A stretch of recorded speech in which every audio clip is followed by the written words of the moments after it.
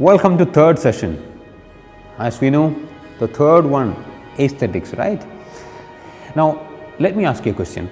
If the same assignment, this particular assignment is done by 10 different photographers with the same camera and lens, are they going to get same result or different result? They are technically same. 10 different results. Why is that? It's because photography is not just technicalities. The most important part of photography is something called art. So, photography is equal to art plus science. Now, the previous episode we have discussed the technicalities behind taking this picture, but the important part of aesthetics, that is nothing but the artistic part of it, is coming today. Aesthetics in photography is how you characterize the art. It depends person to person. That's why every photographer is unique. Now, in this particular scenario, let me explain this with three different parts. One, the color. Two, the composition. Three, the lighting. So let's go one by one and you will be able to understand with respect to this example of kids portrait shoot what we are explaining, how these three elements are related with respect to aesthetics. Which are all the color elements plays the vital role? One, the background color. Two, the wardrobe or their dress. Three, the color elements which is as per the mood board we are going to have.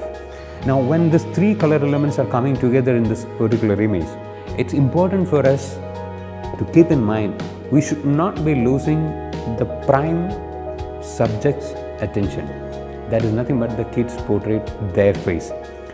Now, we need to design our composition placing these elements accordingly so that color doesn't overpower the model's face.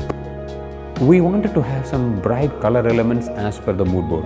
So what we have done is we have painted these tires with bright colors, different colors, and kids love to play with this and doesn't have any kind of sharp edges. I think this would be a safe prop for us to do this particular kids portrait shoot. Coming to composition, we know that in photography we have some defined or some kind of rules and guidelines which defines role of third, leading lines, symmetry, things like that as composition rules. To me, it's always the subject has to take the attention and the other elements what we are putting in the image or adding in the image should play a role of taking your eyes towards a subject. So there is not always a strict and defined rule that you have to do like this as per rule of third only. No. I believe that we need to keep that in mind, but at the same time playing with this kind of colors and say example this is round in shape. So when you place it, it should act in such a way that our attention or the prime focus is always on the subject and all other elements are leading or pulling the eye of viewers towards the subject. And it should convey very in a harmonious way. That would be a good composition than defining with a particular rule as composition. Now let's move on to lighting. We have basically three lights set here. Our main light, our key light is going to be here, and why this is kept here in this direction is because our background is here and the model, they are going to sit or stand here and their face needs to be lit well, face. Hence, the beauty dish and grid is going to do that job by giving a directional light towards the model's face. The second light, which is just behind our main light with an octa, diffused light is going to give a even lighting of the background and the ambience. This is important to showcase the ambience. We have the third light which is kept here.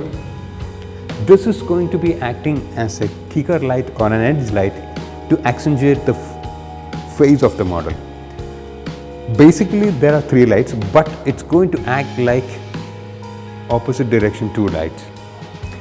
I think To get our mood board expectation, or as per the mood board, we should be able to get